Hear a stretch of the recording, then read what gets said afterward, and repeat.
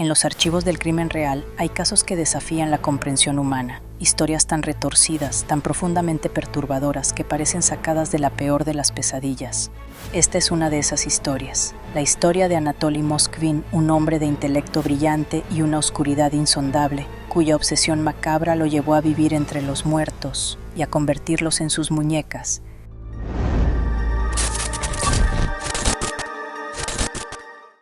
Nizhny Novgorod, Rusia. Una ciudad histórica a orillas del río Volga, vibrante y llena de vida.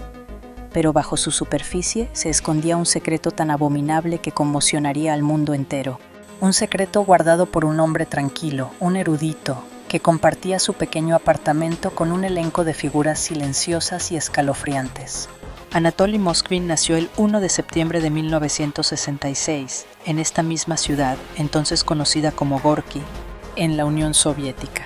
Creció en un entorno intelectual, fomentando una sed de conocimiento que lo distinguiría desde joven.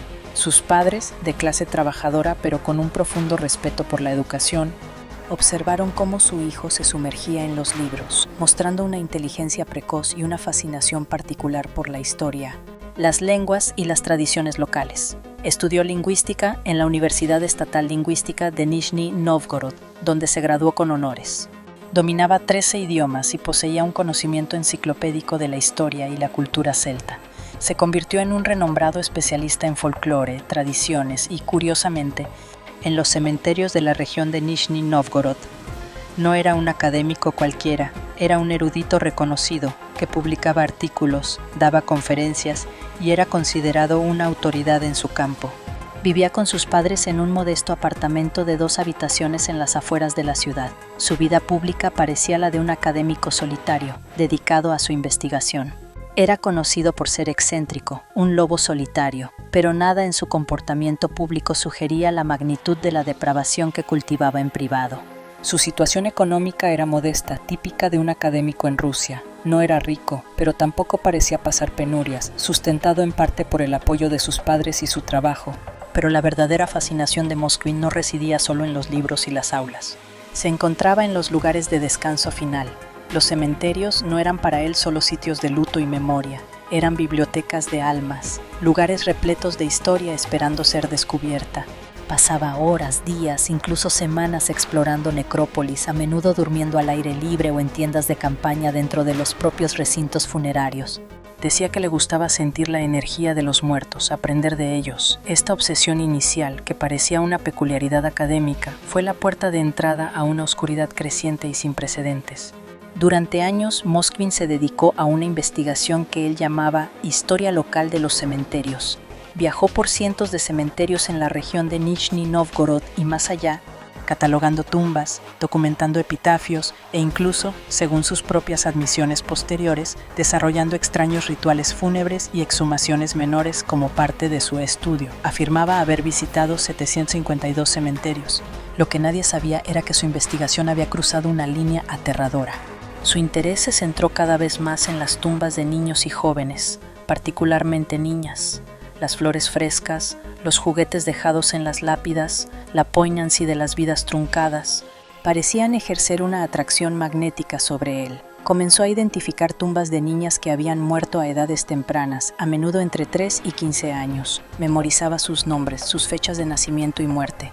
Y, en algún momento, su fascinación académica se transformó en algo espantoso. El deseo de rescatar a estas niñas de sus tumbas, de darles una segunda oportunidad de vida a su manera retorcida.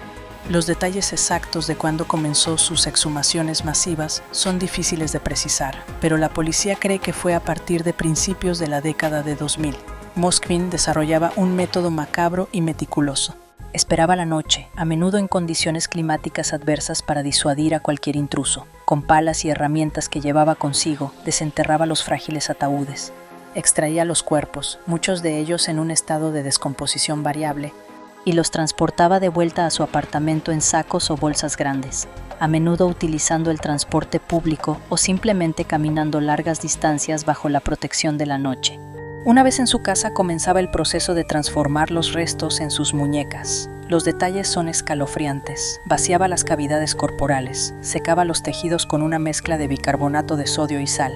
Luego, rellenaba los cuerpos con tela y algodón para darles forma. Colocaba ojos artificiales en las cuencas oculares y aplicaba cera en los rostros para alisarlos y darles una apariencia más viva o, al menos, menos cadavérica. Las manos de algunas muñecas estaban cubiertas con cera de parafina, como si llevaran guantes.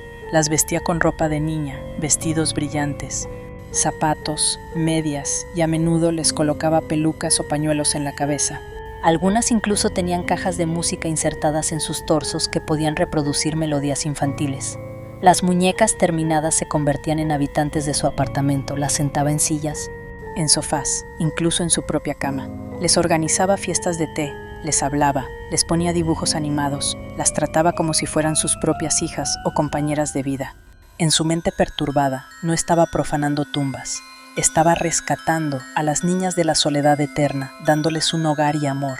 La magnitud de su colección era asombrosa.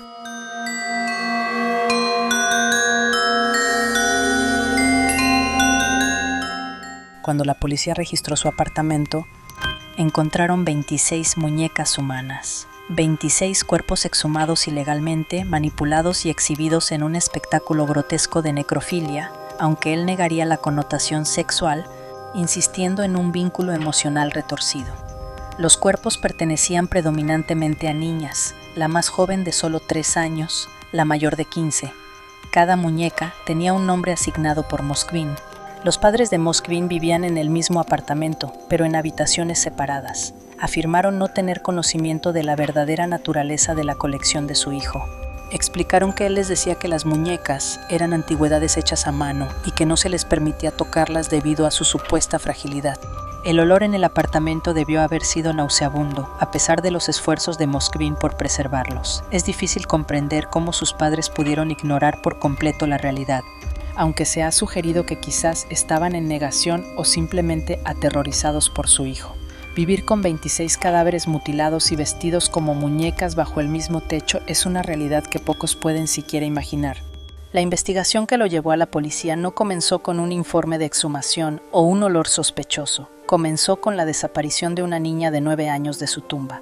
En 2011, los padres de una niña llamada Olga Chardimova, que había fallecido a los 9 años, visitaron su tumba en un cementerio local. Quedaron horrorizados al descubrir que la tumba había sido profanada y el cuerpo de su hija no estaba allí. Denunciaron la desaparición a la policía, que inició una investigación sobre profanación de tumbas y robo de cadáveres. Este no era un incidente aislado. Informes de tumbas profanadas, particularmente de niños, habían estado circulando en la región, pero la policía no había logrado vincular los casos ni identificar a un sospechoso.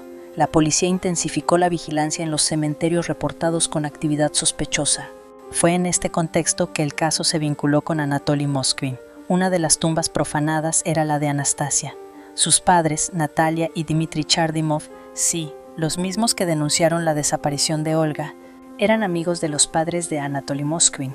Un detalle crucial: Natalia Chardimova conocía a los padres de Moskvin desde hace mucho tiempo y Anatoly la conocía a ella y a su hija. Había asistido al funeral de Anastasia. Natalia Chardimova había mencionado a la policía sus sospechas sobre Moskvin. Debido a su extraña obsesión con los cementerios y algunas conversaciones inquietantes que había tenido con él en el pasado, aunque en ese momento sus sospechas no fueron tomadas con la seriedad necesaria. La policía, investigando la profanación de la tumba de Anastasia, revisó las imágenes de las cámaras de seguridad instaladas cerca de los cementerios. Las imágenes mostraban a un hombre que coincidía con la descripción de Moskvin entrando y saliendo de los cementerios en horas inusuales. También lo vincularon con la tumba de Olga Chardimova. El día de su detención fue el 2 de noviembre de 2011. La policía llegó al apartamento de los padres de Moskvin buscando interrogarlos sobre las profanaciones de tumbas. Lo que encontraron dentro fue algo que ningún oficial de policía estaba preparado para ver. Al entrar, se enfrentaron a una escena de horror indescriptible. En cada habitación, sentadas, de pie o reclinadas, estaban las muñecas, con sus caras pálidas y cerosas, ojos fijos y vestidas con ropa infantil. Algunas tenían las palabras de sus nombres escritos en cintas pegadas a ellas. El olor era abrumador, a muerte y productos químicos. Los oficiales quedaron petrificados. La investigación por profanación de tumbas se convirtió instantáneamente en una investigación de una magnitud mucho mayor y más siniestra. Anatoly Moskvin fue arrestado en el lugar. Durante las entrevistas iniciales, se mostró sorprendentemente calmado y racional. No intentó negar lo que había hecho. De hecho, lo explicó con una franqueza escalofriante. Contó a la policía cómo había exhumado los cuerpos, cómo los había preparado y cómo vivía con ellos. Habló de las muñecas como si fueran sus compañeras. Dijo que se sentía solo y que ellas le hacían compañía. Argumentó que no estaba haciendo nada malo, que simplemente estaba cuidando a las niñas que habían sido abandonadas en el frío de la tumba. Afirmó que su intención era resucitarlas en el futuro, utilizando métodos que él creía que había descubierto. Las entrevistas revelaron la profundidad de su pensamiento distorsionado.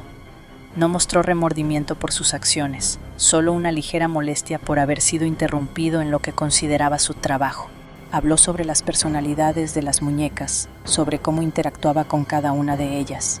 Mencionó que incluso había intentado enseñar inglés a una de ellas. Era un mundo completo de fantasía mórbida que había construido a expensas del descanso eterno de los muertos y el dolor de las familias en duelo. Las evidencias reunidas en el apartamento eran abrumadoras y horripilantes. Además de las 26 muñecas humanas, la policía encontró mapas detallados de los cementerios con las ubicaciones de las tumbas marcadas. Encontraron sus diarios y cuadernos llenos de información sobre las tumbas, las fechas de las exhumaciones, notas sobre el estado de los cuerpos y sus métodos de preservación. También hallaron ropa de niños, herramientas de jardinería utilizadas para cavar, productos químicos para la preservación y manuales sobre taxidermia y momificación casera. La vivienda era un testimonio viviente de su obsesión. La identificación de las víctimas requirió un trabajo forense extenso. Los cuerpos fueron retirados cuidadosamente del apartamento y llevados a la morgue para su examen. Se tomaron muestras de ADN para identificar a quién pertenecían los restos. Este proceso llevó tiempo, ya que algunos cuerpos estaban en un estado de descomposición avanzado a pesar de los intentos de preservación. Una a una, las identidades de las niñas fueron confirmadas, trayendo un nuevo nivel de horror y dolor a sus familias. Las edades de las niñas exhumadas oscilaban principalmente entre los 3 y los 15 años, aunque hubo informes de una víctima de 17 años y un adolescente masculino entre los cuerpos. El foco principal de su obsesión, sin embargo, parecía ser las niñas pequeñas. El caso generó un frenesí mediático tanto en Rusia como a nivel internacional. La naturaleza grotesca de los crímenes de Moskvin era casi incomprensible. La pregunta que todos se hacían era ¿por qué? ¿Qué impulsa a un hombre inteligente y aparentemente normal a cometer actos tan atroces?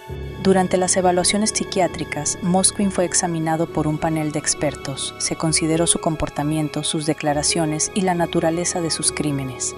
Aunque algunos reportes iniciales mencionaron la necrofilia, los expertos determinaron que su motivación principal no era sexual, sino emocional y psicológica. Sufrió un profundo sentimiento de soledad y un deseo retorcido de compañía y afecto que proyectó en los cuerpos sin vida. Fue diagnosticado con esquizofrenia y otros trastornos psiquiátricos complejos.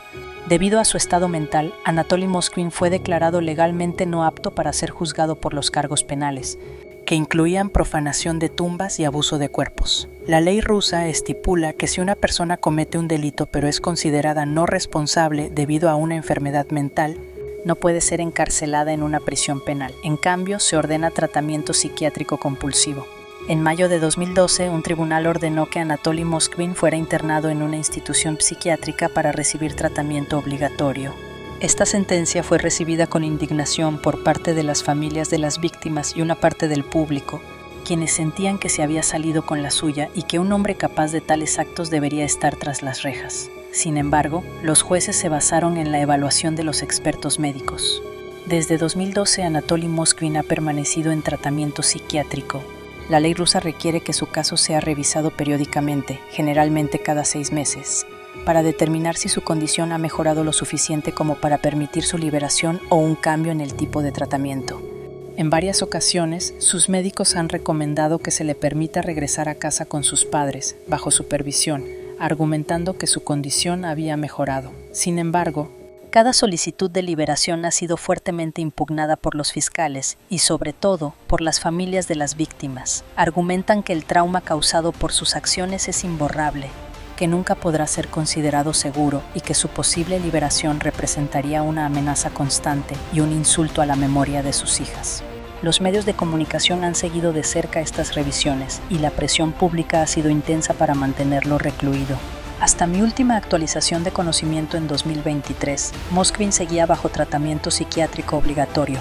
Las solicitudes periódicas para su liberación han sido denegadas por los tribunales, en gran parte debido a la oposición de los fiscales y las familias. Permanece en un hospital psiquiátrico.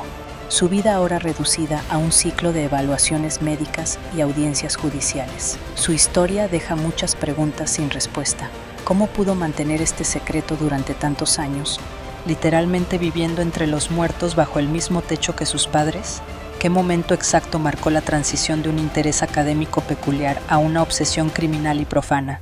¿Hay otros casos similares que nunca han salido a la luz? Su lucha para mantener a Moskvin bajo tratamiento es una batalla constante por la justicia y la dignidad de sus seres queridos. Anatoly Moskvin nos recuerda que a veces los monstruos no se esconden en la oscuridad de los bosques, sino que viven entre nosotros, detrás de puertas cerradas, en un apartamento cualquiera de una ciudad cualquiera. Y sus secretos son tan fríos y profundos como la tierra misma. Si este caso se te hizo perturbador, déjame un me gusta y suscríbete para saber que mi trabajo ha valido la pena. Comenta y comparte, te estaré muy agradecida.